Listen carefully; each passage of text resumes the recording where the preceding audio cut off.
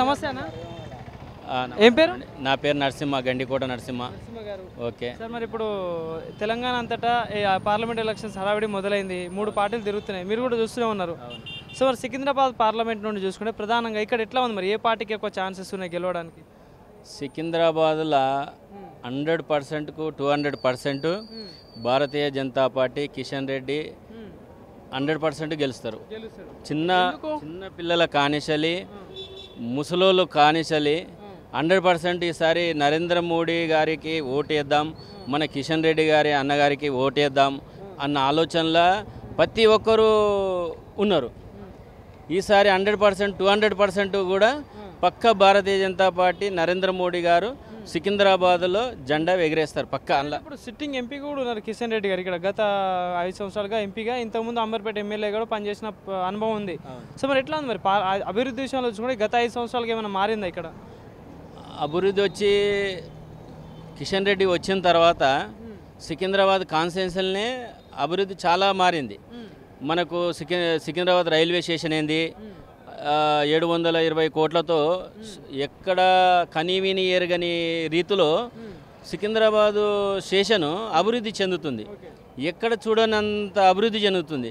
అదేవిధంగా బస్తీలలో కూడా బోరింగ్లు వేయడము, షెడ్ వేయడము, రోడ్లు వేయడము, ముఖ్యంగా చాలా కార్యక్రమాల్లో కూడా చేస్తుండు. అంటే వ్యక్తిపరంగా చూసుకుంటే ఎట్లా ఉంటుంది మరి? ఇప్పుడు ఎవరైనా వెళ్ళారనుకోండి సమస్యలు ఏదన్నా సమస్య వచ్చింది అంటే ఆయన దగ్గరుండి పిల్లలకు జాబులు కానీ, ఇంకా ఏదన్నా పర్సనల్గా ఇంకేదైనా కానీ ఆయన ప్రతి ఒక్కటి చేసి ఇది అయ్యిందా లేదా అని మళ్ళీ ఫోన్ చేసి అడిగేంత ఉన్న నాయకుడు ఎవరంటే కిషన్ రెడ్డి గారే.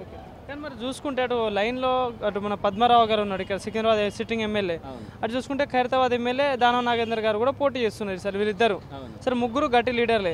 సో మరి ఎట్లా ఉంటుంది మరి గెలుపు విషయంలో? మాకు సికింద్రాబాదు పద్మారావు, దానం నాగేందర్ అయితే ఇంతవరకు వాళ్ళు చేసింది ఏం లేదు.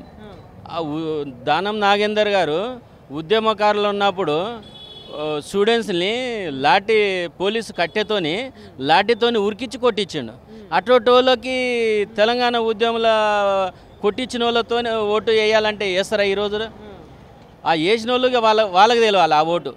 కాంగ్రెస్ వాళ్ళు అటోటోళ్ళకి సీట్ ఇవ్వడమే అసలు మాకు ఏంటంటే కిషన్ రెడ్డి గారికి ఇంకా చాలా ప్లస్ 100%. అదే పద్మారావు కూడా ఇక్కడ 10 సంవత్సరాలు ఉన్నాడు. 10 సంవత్సరాలు కూడా ఎక్కడ అభివృద్ధి చేయలే.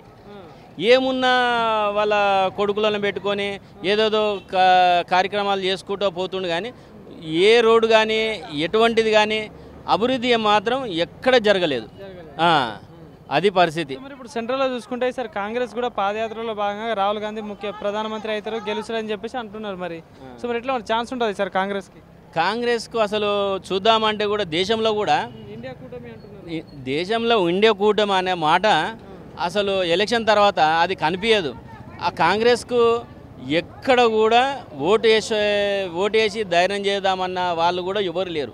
ఇక్కడ మనకు 17కి 14 సీట్లు 100% గెలిచే ఛాన్సెస్లు ఉన్నాయి ఓన్లీ తెలంగాణలో. మెజారిటీ ఎంత రావచ్చు సికింద్రాబాద్ నుండి? ఇక సికింద్రాబాద్లో 2 లక్షల పైచిలకినే 100% మెజార్టీ వస్తాయి.